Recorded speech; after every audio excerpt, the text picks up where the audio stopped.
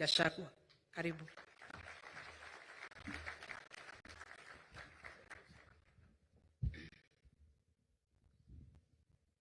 Your Excellency, the President of the Republic of Kenya, Dr. William Ruto, CS Labor and Social Protection, our international partners, the leaders of the labor movement, ladies and gentlemen, good morning. Your Excellency, I don't have much to say today. When Kenya is peaceful, business is uninterrupted, and Kenyans are busy, I don't have much to say.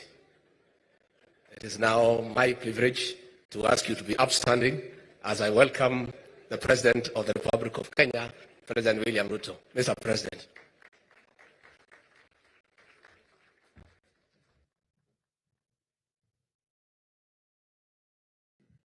Thank you very much. Please, let's take our seats. Asante sana.